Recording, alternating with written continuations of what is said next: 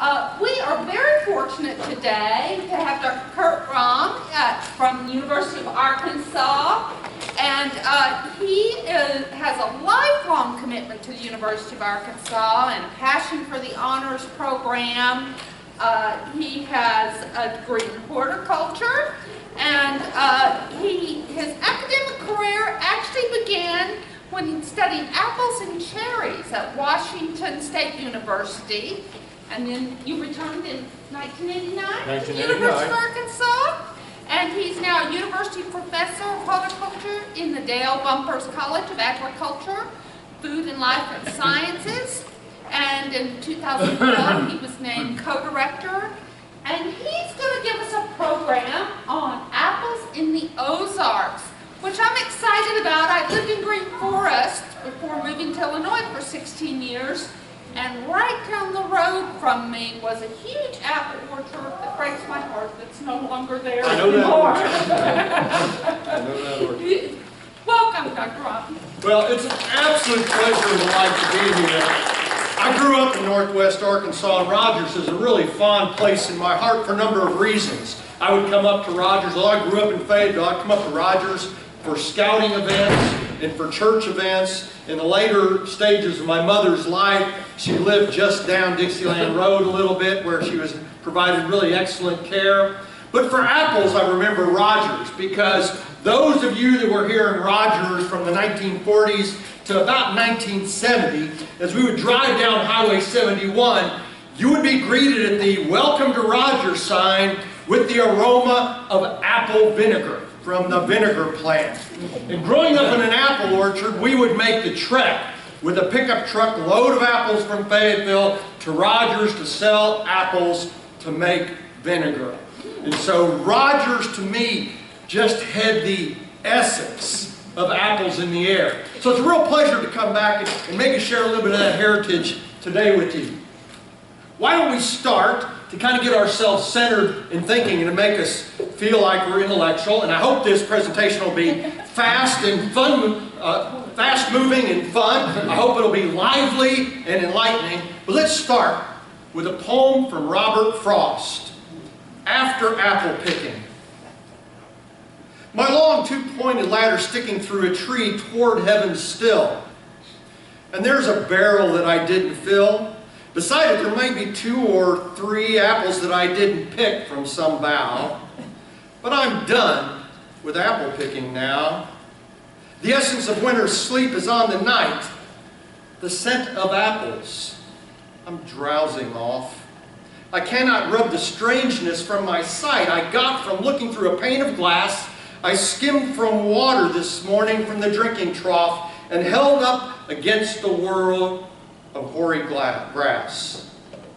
It melted and I let it fall and break, but I was well upon my way to sleep before it fell, and I could tell from what form my dreaming was about to take. Magnified apples appear and disappear, stem end and blossom end, and every fleck of russet showing clear. My instep arch now only keeps the ache. It keeps the pressure of a ladder round. I feel that ladder sway as the boughs bend. And I keep hearing from the cellar bin the rumbling sound of load upon load of apples coming in. For I've had way too much of apple picking. I'm overtired of the great harvest I myself so desired. There were 10,000 fruit to touch, cherish in my hand, lift down, and let not fall. For all that struck the earth, no matter if not bruised or spiked with stubble, went surely to the cider apple heap, as of no worth. One can't see what trouble the sleep of mine, whatever sleep it is, were he not gone, the woodchuck could say it's whether like his long sleep, as I describe its coming on, or maybe just my human sleep. So, apple picking time. After picking time, let's think about apples. It's the time of year for apples, but I tend to think apples are year-round. They bloom in the spring. October is National Apple Month, and we're coming up to a festival of food next Thursday where apple pie will be served as a cherished tradition of American culture. Let's start. We're going to talk about apples. We have to start at the beginning, so we have to understand the mythology of apples. In a lot of ways, we think apples originated with us. Or maybe they came before us. And then maybe in the center of the garden was that tree of knowledge of good and evil. Now, we don't know if that was an apple tree or not. In fact, it was not portrayed in the painting and iconography until about the 15th century in Northern Europe, when the apple was so associated with portions of the Middle East and the potential location of the Garden of Eden, particularly in Iran, Iraq, and Afghanistan, that they portrayed the apple as the symbol of knowledge of sin and evil. Or maybe it's the Norse tradition that apples actually were the source of immortality. There wasn't a fountain of youth. We just waited to eat apples from the tree. Or maybe it's the Greek tradition of the goddess Pomona, who is the goddess of the garden of all fruits. And so here she is, symbolized in her garden, tending the fruits of the garden. We're carrying on the tradition of Pomona that we now refer to as pomology, or the study of fruit sciences. So we go from apples of immortality, the Norse tradition, to maybe the symbol of love and fertility. From Song of Solomon, the apple is unique in the forest. Or, refresh me with apples, for I am sick of love. The only thing that would heal the broken heart would be the taste of an apple. We know the American tradition of bobbing for apples to indicate who your true love was, or peeling an apple and throwing the peel over your shoulder to see whose name it would spell out so that you knew who you would marry. So those kind of traditions we have. Or maybe it's the idea of poisoned apple. Now we already know that the apple was alleged to be poisoned enough that it would introduce us to original sin. But there are other aspects where apples have shown up in the mythology of being poisoned. And now we go back to Pomona and the god of the forest, Verminus. And Verminus tried to seduce Pomona by dressing up as an old woman, giving her a potioned apple, and indicating that if she would bite that apple, she would find her true love, which he hoped would be her or him. So there's Verminus dressed up as an old woman offering the potioned apple. Now, it didn't work. Pomona did not succumb to that apple. In fact, she realized that it was a trick, and she said, "Vert, I see who you are, and you're trying to trick me." And he was so dismayed, he threw off his garments, and upon seeing his body, they decided it was time to marry. But maybe there's another poisoned apple that you're familiar with the European tale of Snow White. And again, being seduced with that potioned apple, looking for her true love. Now, apples are kind of interesting. There's a book written by Michael Pollan called The Botany of Desire, and he takes an interesting twist on this. And the idea is did we domesticate the apple, or did apples domesticate us? Now let's think about this. We grow apples in orchards. We tend them. We take care of them. We protect them from all pestilence. We protect them from the weather. We give them all the nutrients they need. We give them all the water that they need. We work all season long to harvest that fruit. Who domesticated who? Did the apples seduce us with the potion of sugar, sweetness with the proper hint of tart? That we would do anything. We have taken apples from where they originated and planted them all over the world, and we protect them and we cherish them, and we pay lots of money. Who seduced who? Who domesticated who? The apples have found the ideal caretaker, and that be us. So interesting, a fruit of our desire that really controls us. Now there's the American mythology of John Chapman, Johnny Appleseed. And Jonathan Chapman actually grew up in an abusive household, ran away from home at about the age of 12 or 13 because he was trying to escape and he wanted to go make his way. And so he took advantage of the Land Grant Act for actually trying to territorize the land west of the Allegheny Mountains. And the idea was you could claim land in the land grant if you would farm it. And to farm land, you had to have something like 10 pigs per acre, 6 cows per acre, or 20 apple trees per acre. Now, which would take more care? 20 pigs, 6 cows, or 20 apple trees? So he took about growing apple trees and planting them all across what is now Indiana and Ohio, claiming large swaths of land. And then he became kind of like the Tupperware salesman, going to his friends and neighbors and saying, if you buy my apple trees, you can claim your land. And he would grow apple trees and sell them. Sadly, he died in the age of about 30, 34, from actually cirrhosis of the liver. He was an alcoholic, and he'd become a very itinerant preacher with a very strict Christian fundamentalism that actually nobody would come listen to him because he was kind of a tyrant. But that's Johnny Appleseed. He was very much popularized in the 1940s and 50s with the Walt Disney movie. And maybe something that we've all used. We've used this with ourselves at summer camps or at church camp or with our children. And that's the Johnny Appleseed prayer. Well, the Lord's been good to me, and so I thank the Lord for giving me the things I need, the sun and the rain and the apple tree. The Lord's been good to me. We all know that. So, now we have a lot of phraseology around apple. The apple of one's eye, our beauty, taken from the Song of Solomon. Apples of discord.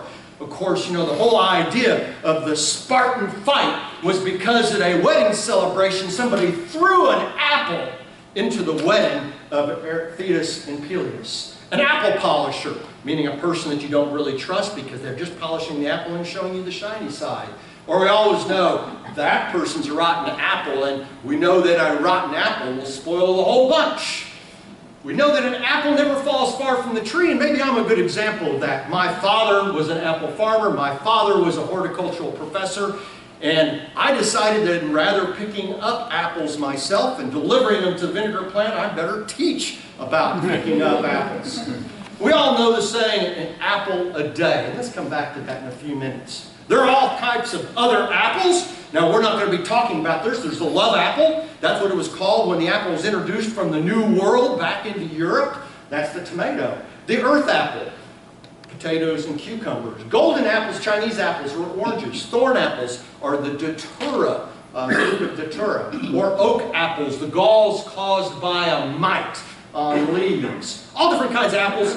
That's all I'm going to say about those. We're going to focus on the apples that we really know about.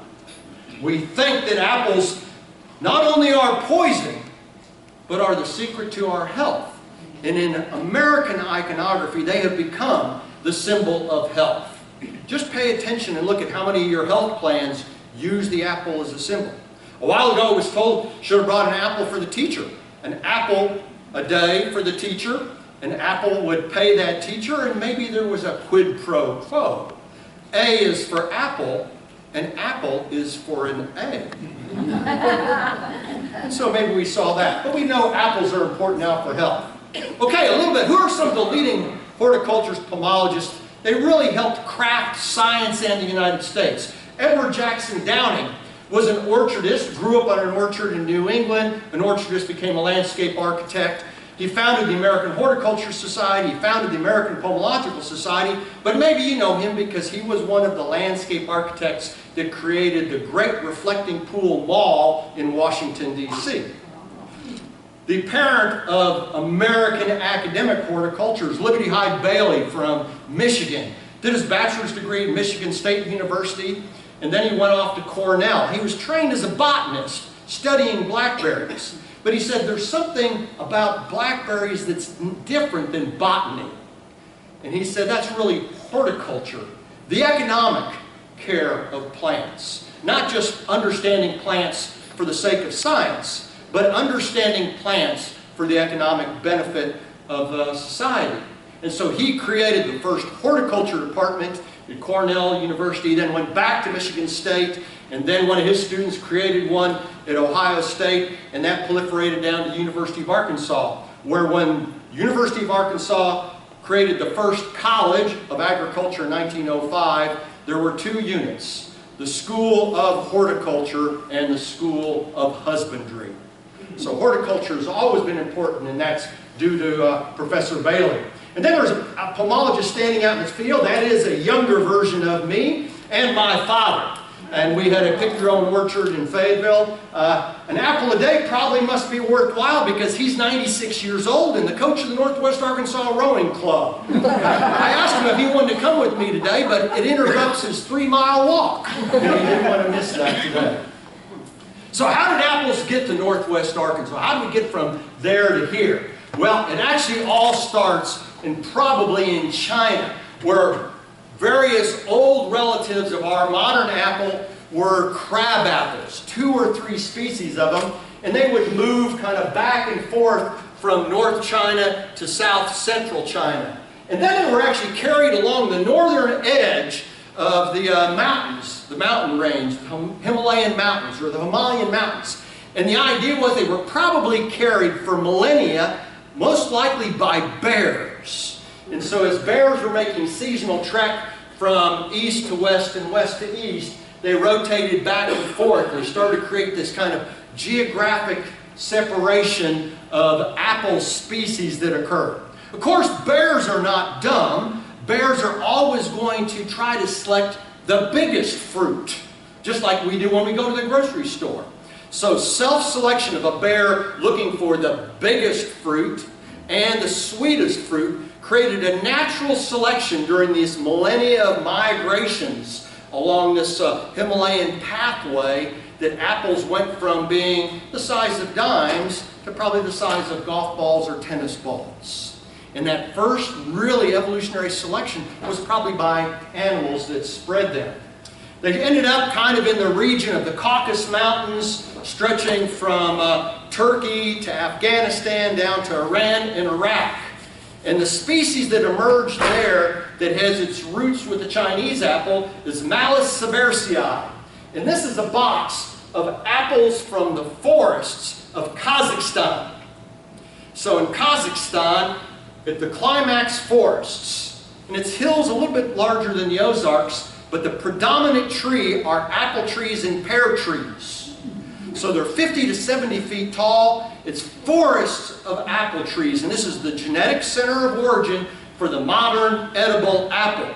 And if you would walk out into that forest and start to pick fruit, this is what they would look like. Each one of these fruits represents a different tree in that forest that my colleagues in the USDA collected, took the seeds, and brought back to the United States. Unfortunately, we're losing that reservoir of genetics in Kazakhstan because they're now having to cut those forests down, mostly for fuel energy. So the United States has been very, very active going out to those forests and collecting the genetics.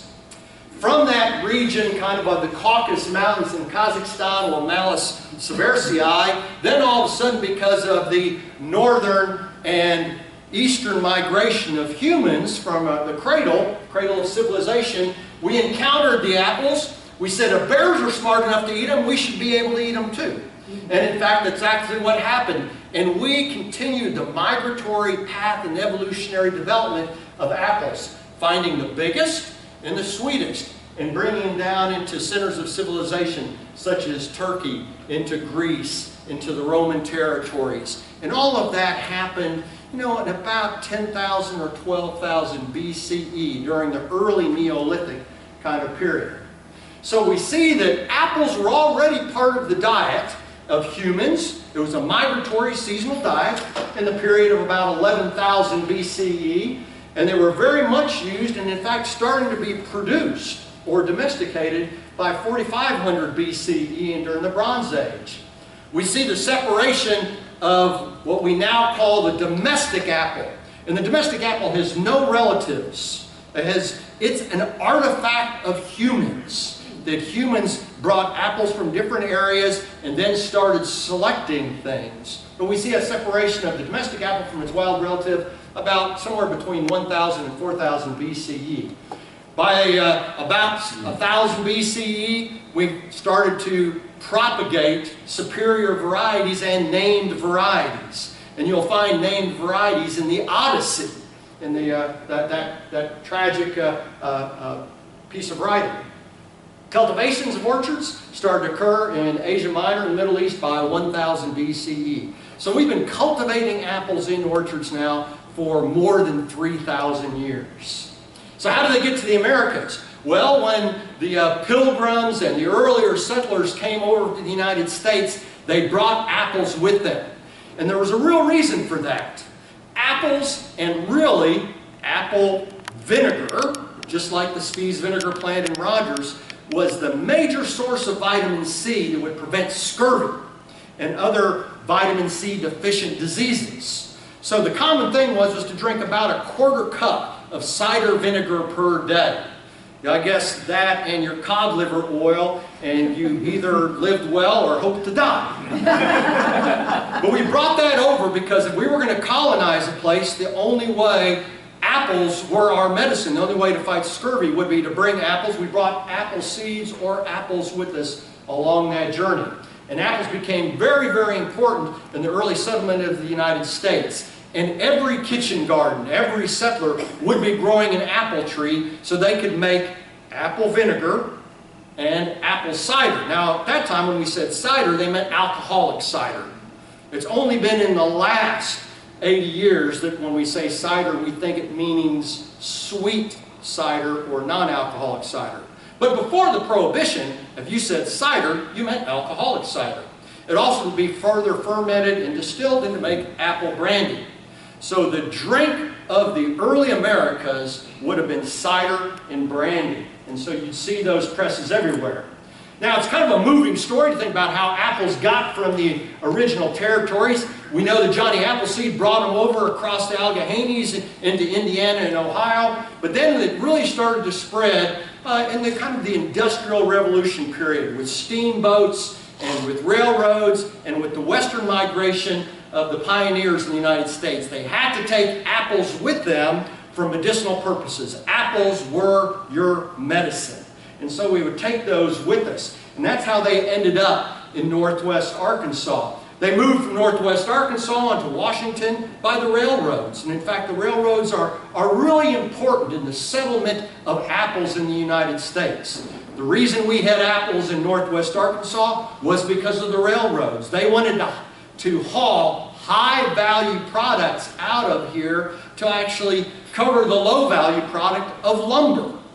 And so apples were this high-value product. They did well here. And then they moved up to Washington State for that similar reason. All various states, all parts of the United States, have apples that they talk about. The McIntosh apples from Canada. The Jonathan is from Woodstock, New York. The Rome Beauty is from Ohio. The Delicious is from Iowa. The Yellow Delicious is from West Virginia. The Yellow Delicious was found by a farmer on the side of a hill outside of a Grimes Golden Orchard.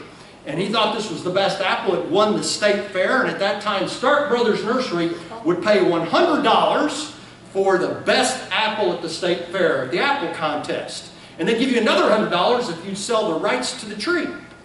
So the Stark family went down and they found this delicious, sweet, glorious-looking yellow apple.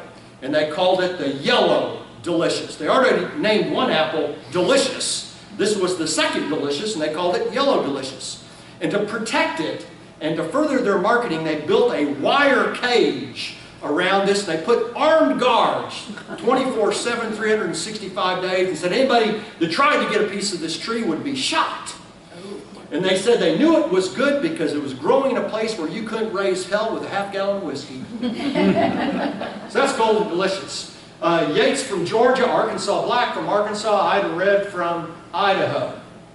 Now the idea that apples are our medicine really goes throughout our entire history. There's the old Gaelic or Celtic saying, "Hey, apple before going to bed, and you'll make the doctor beg his bread." But of course you might more think, in the modern interpretation of that, is J.T. Stinson, who was the former Director of Agriculture at the University of Arkansas and now the Secretary of Agriculture in Missouri, leading the world's greatest exhibition of apples in history at the World's Fair in 1904. He's the one that really popularized the saying, "An apple a day will keep the doctor away." So it was kind of interesting for that. Apples are in the rose family. They're a Rosaceae species. There are a lot of others that you might be familiar with. Pome fruits would include apples, pears, and quince. Stone fruits would be peaches, cherries, and plums. Brambles are blackberries and raspberries and strawberries. All of those are in the rose family of plants. If you didn't know, apples are the state flower for Arkansas. It is really important in our economy. Now, apples have been grown all across the state. We're in the epicenter of apple production for Arkansas. What was Washington County later became Washington and Benton County, but Washington County, Carroll County, which became Carroll and Madison County, that's where apples were. But they grew essentially along the edge of the Ozark Mountains and a little bit down in the Ouachita Mountains. But it was very ideally adapted. There were no wild relatives of apples here. So apples could be brought in. There were no naturally occurring diseases. There were no naturally occurring pest insects of this foreign import, non-domestic slave to our culture in northwest Arkansas. And so they did very, very well here. And in fact, you could plant an apple tree on the land we had here, which was worn out from tobacco farming. You could plant an apple tree and become very productive. You made more money on worn out land than you ever did in tobacco. So it was a perfect crop for farming in northwest Arkansas, required very little care.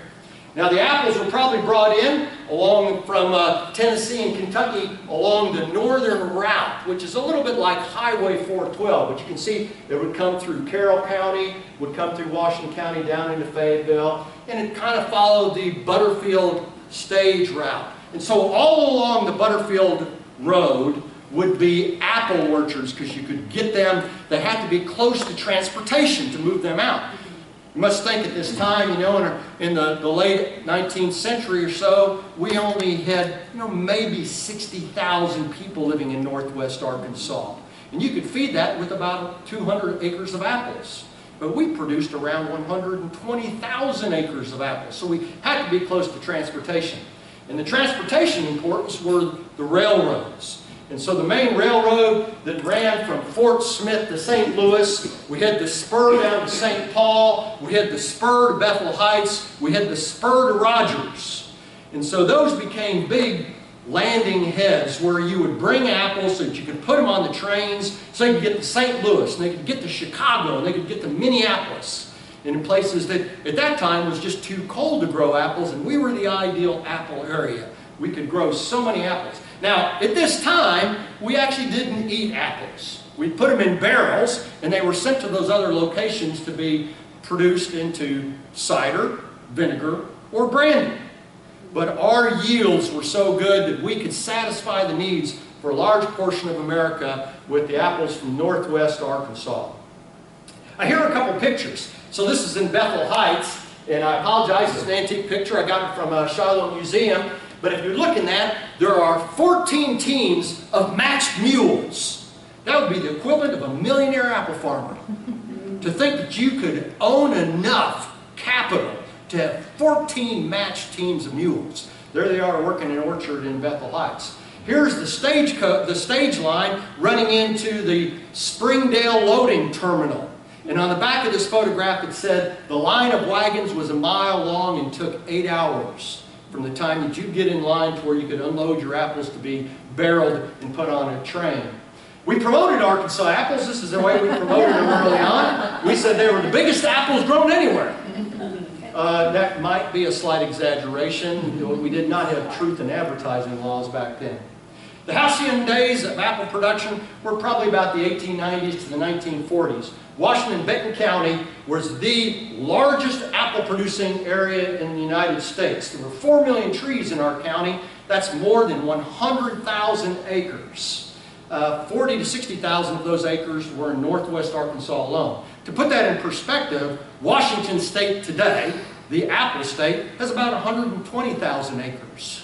So we were really, really important. It was the major economic export of our state, and just like the retail business is for northwest Arkansas, now apples was the economic engine of northwest Arkansas, if not the state of Arkansas, for a period of time.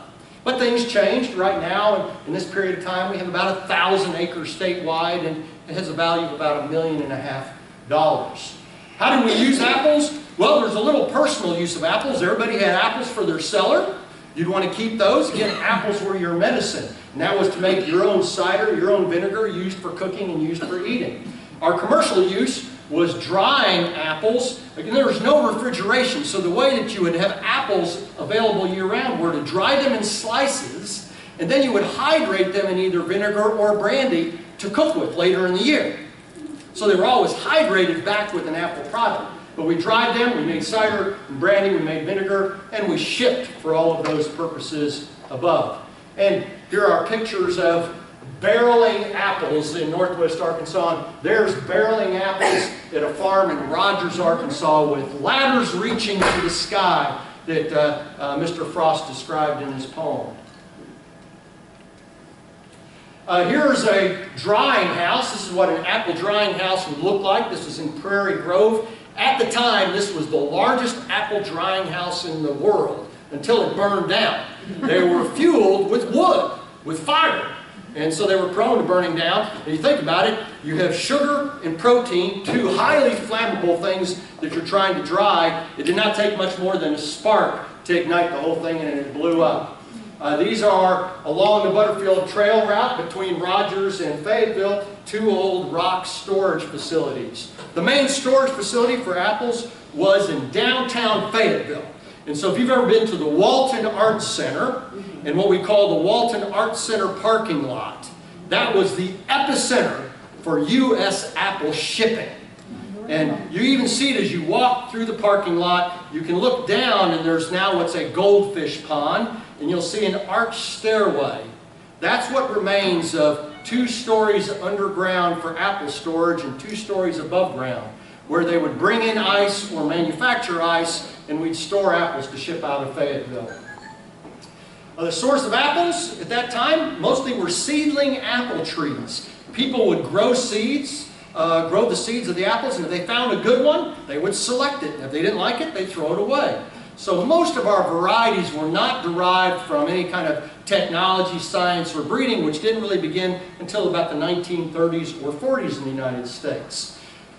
Once they were selected, they became cultivated, and there was great pride in saying, my apple was better than your apple. And in fact, you should pay me 65 cents for a tree because your trees are only worth 45 cents because my variety is better.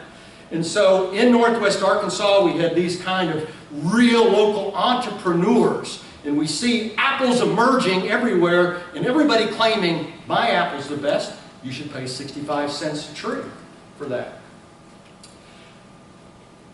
That heritage has left us, and still is remindful to us today, and things we might see, such as the Brightwater School at Northwest Arkansas Community College. And I'll get back to Brightwater Apple in a minute. Or Black Apple Crossing, a cider plant, cider brewery in Rogers. Or Apple Blossom Brewing in Fayetteville. Or the Arkansas Apple Festival in Lincoln, Arkansas. So we still have the remnants of our culture and history. What were some of the apples of commerce when, during our heydays? Well, the two most important apples were Ben Davis and Wine Sap. They were both rock hard, They barreled well, which means you could put them into a barrel, hammer it shut, roll them onto a train, throw them onto the train, bounce them across the country, open that up, and they'd still be whole. And then you could dry them or ferment them. And that was their real characteristic. Others would be black twig, mammoth, or mammoth black twig. Ben Davis locally was known as the mortgage lifter. Because if you grow black Ben Davis, they were very valuable, they had high productivity, they were easy to grow, and they made our growers lots and lots of money. We have lots of Arkansas apples. Most of them are extinct, and you can see the names. All of these are chance seedlings. They're a seedling that a farmer found, tried to market one way or another. None of them exist anymore. They didn't really make it in commerce. One of those is the Brightwater apple. Brightwater being a small community on the way up to Pea Ridge. And this was an apple tree that was found in the city center, and everybody in Brightwater liked it, so everybody had a Brightwater tree. But it wasn't productive enough, and it wasn't good enough to really enter commerce outside of the community of Brightwater. But we still have that remnant in our community today. Now, when you have business, you're not without lawsuits and controversy. And one of the big borderline controversies is the Black Ben Davis versus Gano. Arkansas believed that the Black Ben Davis originated somewhere close to between Rogers and Bentonville. Some people said that actually that's wrong, that the Black Ben Davis is really a Gano. And Gano came from central Missouri. Stark Brothers Nursery, who operates in Louisiana, Missouri, but had their major nurseries, and this is where they sold apples, sold both apples as separate apples. Black Ben Davis and Gano. Missouri didn't like the idea that Arkansas was trying to claim its apple. Arkansas didn't like the idea that Missouri was trying to claim their apple. So Missouri actually, the Secretary of Agriculture, who didn't like Mr. Stark, he sent an evaluation team to look at the original tree in Missouri and the original tree in Arkansas, came back and said, the original tree's in Missouri, the Arkansas tree is a fake, and really is a Gano that Stark Brothers just named to make more money, selling the same tree twice. Starks didn't like that, and Arkansas Horticulture Society didn't like that. So they hired a set of investigators, and they looked at the original tree in Arkansas, and they looked at the original tree in Missouri and said, they're likely two different apples. But if they're not, Gano is really Black Ben Davis. Not being resolved, the USDA got involved, and the USDA came to investigate both and saw the original Gano and the original Black Ben Davis, and they determined that they were both the same tree, but neither were from Arkansas or Missouri and probably came from Tennessee. But it's a controversy that exists to this day. We still have some Arkansas apples that exist. Arkansas Black, probably the most famous. It's actually more famous today than it ever was. It was actually described as inedible. And the way, there's a real nice piece of Arkansas mythology that said, the way to store an Arkansas Black. Now Arkansas Black, one of its claims is it ripens very late in the season. Late October, early November. Again, without refrigeration, so things that ripen late in the year have some storage capacity. So the way to store an Arkansas Black is to pick it, put it in a bushel basket, go out into your barnyard and dig a hole about 6 feet round and 6 feet deep. Line that hole with barnyard straw and manure. Put in 4 bushels of apples, cover it up with barnyard manure and cover it up with dirt. And let it stay there till March. Then in March, uncover that, remove the apples, and eat the manure. Arkansas Black is still very popular today. And again, it's a hard apple. What it was used for was drying. It has a very low moisture content and it dried very easily. And so that was really what its only use was. Black Ben Davis also was a drying apple. King David, Summer Champion are all apples that we still know are grown today. There are some modern apples. We ran an apple breeding program at the University of Arkansas for years, And we've released 3, Arc Charm, Monarch, and Stellar. They're all available locally for this. Monarch right now is being the parent of a lot of other modern apples that you might hear about that I'll mention in a minute. So what happened to the Arkansas business? We had 100,000 acres. Well, it's an agriculture story. We had large monocultures. We wore out the land because we didn't understand sustainable agricultural practices. We wore it out. We had the introduction of pests. We had a moth come in, codling moth came in from Germany, and we had oriental fruit moth come in from Korea. We had a range of scale insects come in from Asia. And now, with these large monocultures and no way to control them, these insects and pests took over. We brought in diseases of apple scab, cedar apple rust, and fire blight that didn't naturally exist here, but they did very well because everything grows better in northwest Arkansas, just as diseases do. So we had this explosion of pests and diseases. This is from an Arkansas bulletin in about 1915, and these are the 14 undamaged apples, and these are the 1,275 damaged apples that you can't sell. So essentially less than 10% harvest, less than 1% harvest, and that's not the way you can make money. So we had these kind of things come in. We overproduced. We actually, apples were being grown other places and the price crashed here in northwest Arkansas. We lost our transportation system. It was the railroads, and as soon as the railroads clear-cut all of the mountains from the timber, there was no other resource year-round to haul out of Arkansas, so the trains left. And now we had no way to move apples because we didn't have a road system. We didn't have a waterway. And so we just kind of ran into that. We had some real weather challenges and some adverse weather. I know we always think about the Dust Bowl of the 1920s being in Oklahoma. 30. How far are we from Oklahoma? Okay, we're not far. We had the Dust Bowl here. We suffered serious droughts for 4 or 5 years. And what was interesting, not only did we have droughts during the summer, we had spring floods and very harsh winters. The 40 years previous were a kind of a meteorological anomaly, and we're kind of seeing that now. Very mild kinds of temperatures. We had lots of adverse weather. Wars really took its toll. We're celebrating and memorializing the 100th year anniversary of World War I. Our world wars were fought on the backs of farmer boys. And in fact, just think, if you were a parent and you knew your son could get hard-soled shoes, good wool clothes, and 3 meals a day, and a paycheck, instead of worrying about a frost, you would tell your son to go. And they did. And we had a lost generation of agriculture in Arkansas. There were changes in uses and regulations and laws. What did I say apples were primarily used for? Cider. Okay? So we had a couple things that really affected. First off, we had the Pure Food Law in 1906 that said we can't treat dried apples with sulfur dust.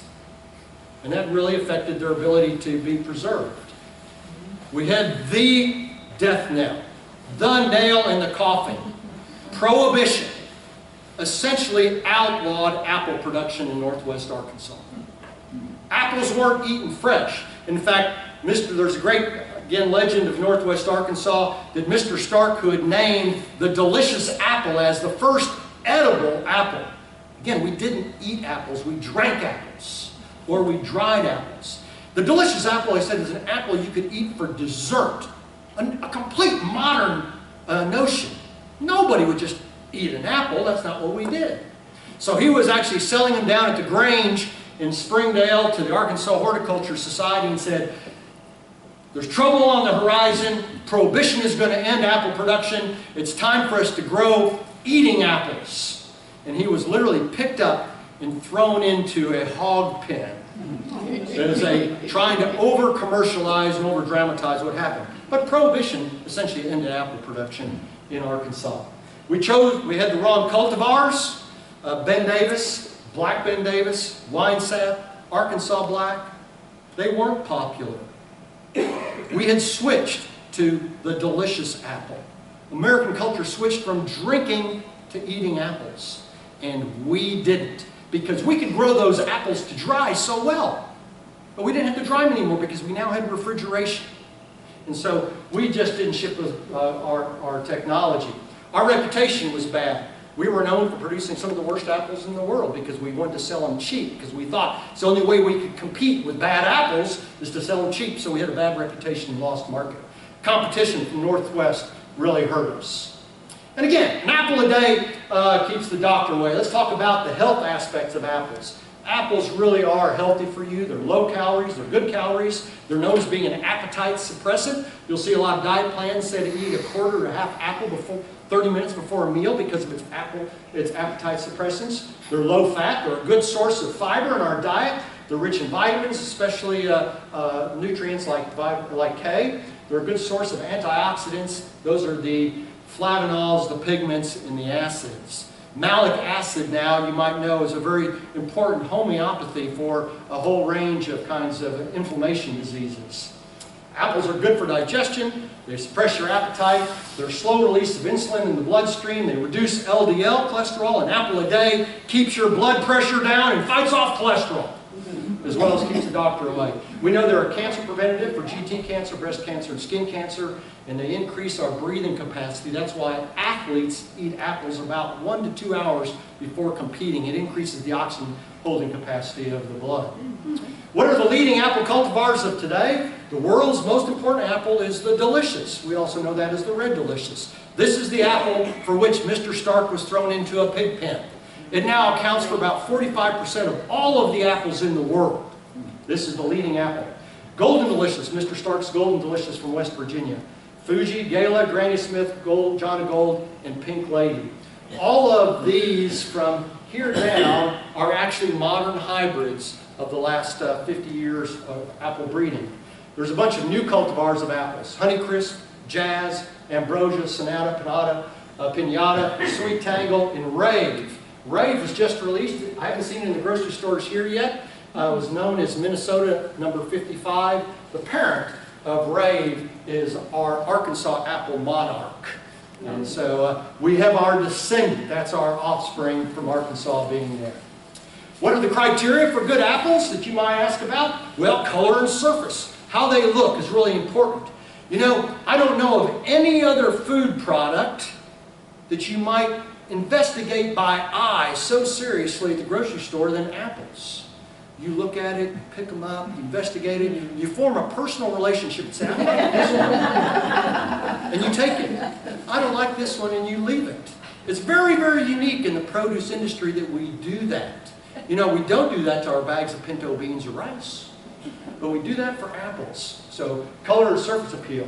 Now we know that crispness and firmness are important. People like apples to explode in their mouth or to have that really good crisp characteristic to it. We've switched. Actually, you haven't switched, but the generation that follows you has switched. The data would tell us your generation likes apples that are slightly tart. Anybody under 35 like apples that are overwhelmingly sweet with a hint of tartness. So we've switched our apples. Maybe you've seen this in your lifetime. We've gone from tart apples to sweet apples. And now all of the breeding technology, all the breeding efforts are to raise the amount of sugar in an apple to attract new consumers. It's the botany of desire. Balanced flavor, that kind of blend of sweet and tart is important. Then price is important. Although there's a wide range of price for apples. You'll see Honeycrisp typically anywhere from $4.99 to maybe $6.99. You'll see organic apples up to $8.99. You'll see Red Delicious for 99 cents a pound. So there's a lot of price variation on that. Of course, name recognition. I don't know any other product that you buy at the grocery store that you buy because of the personal name. And there are whole research projects trying to figure out what name would attract you. The amount of effort and money they put in to pick the name Rave is phenomenal. It's really phenomenal. But we don't. Do you pick your lettuce by its variety? Do you pick carrots by variety? They all have a variety name, but we don't know them. But we have that personal relationship, our own botany of desire for that. Okay, let's kind of wrap up. I want to go back to Professor Bailey, who I admire quite a bit. Wrote over 110 books on horticulture during his academic career. He wrote with instructions on how to properly eat an apple. So let's listen to the professor. Hold it. Note its size and shape. See the blush on its shoulder. Inhale its fragrance.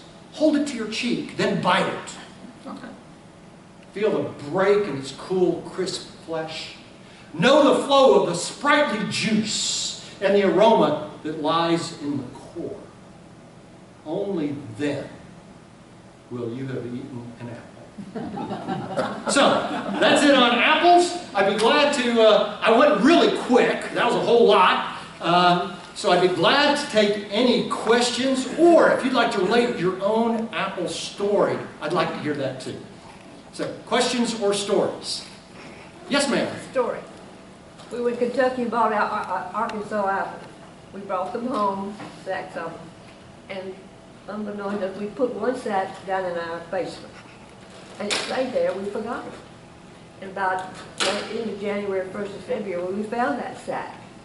Hey, Arkansas blacks were good. Arkansas blacks, and that really is it. They're hard, they're dry, they don't spoil quickly, they don't shrivel. A golden delicious that people like because it's got a very thin skin and it's very, very juicy. The first thing that people don't like about it is if you leave it out for a couple days, it starts to shrivel. It loses that moisture because it's so rich in moisture, and the skin is so thin that it starts to shrivel. Arkansas blacks don't do that, and they'll keep a long, long time. In fact, some people say they get more edible, they get kind of mealy or soft, and actually there's research that shows that Arkansas black flavor improves with time. So if you store them for a couple, 6 weeks or 2 months, they'll improve the flavor. Very good story. Thank you for relating that. How many orchards are there around? How many orchards are there around? Not many. And it's really changed quite a bit. I didn't tell the whole story in that. The most recent end of that story was we lost the vinegar plant in Rogers. We lost the National Juice Company plant in Springdale. We lost Gerber Products as an apple processor in Fort Smith. And we lost Zero Mountain to the turkey and chicken industry. Because we used to store, for almost a century, store our apples in Zero Mountain. And that was a nice, cool way, low-cost way to store apples. And you had these processing plants that would use those and then produce a product and send them out. We lost all of that capacity, and so there was no place really to sell apples. The new resurgence is farmers markets and direct-to-grocery stores. So here in northwest Arkansas, we've got Van Zant Farm on Highway 264, just on the border between Washington and Benton County. We have A&A Orchards and a couple other orchards, but A&A Orchards is kind of north of Berryville, getting close to Blue Eye, Missouri. It's right close. You can see Blue Eye, Missouri, the Missouri line there. We've got an organic orchard in Fayetteville, Ames Orchard, but not many anymore. And again, it was one of those cases, and I see this in agriculture, I see this in my time, it's just now changing. We had so many farmers who would say, son, daughter, you don't want to go into the farming business because it's just a cursed life. Even though we're living really well, it's a cursed life. You know, you're relying on the weather, you're relying on the markets. Why don't you go to the university and get you a degree and go to law school or become a doctor, become an engineer? In all of our big orchards here, they got to where there was nobody that wanted to take them over. And so our biggest orchard in Lincoln, the second generation passed away at the age of 86 or 87. His son ran it for a few years, but his son got up to 60 and wanted to retire and was well enough off to buy a really nice retirement place in Hawaii. Thought that was better than living in Lincoln, Arkansas, I guess.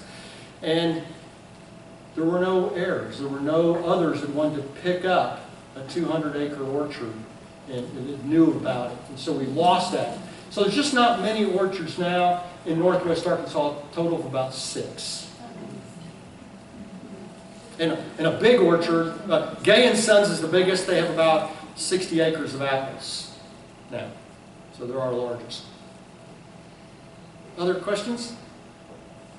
Yes, ma'am. I've heard that mistletoe was an adverse reaction to apple trees. The question is, did mistletoe have much of a problem in apple trees? Mistletoes can infect an apple tree, but it's not much of a problem. And the reason is because apple trees for 3,000 years, we prune them every winter. And so if you would see mistletoe starting to form in an apple tree, you would prune it out. So it might have been a short-term problem for something like this big, but a grower would have pruned it out. So you essentially don't ever see mistletoe in an apple tree. Unless it's an abandoned orchard. You will in abandoned orchards. So, other questions or stories? Well, thank you so much. You were a really kind and wonderful audience.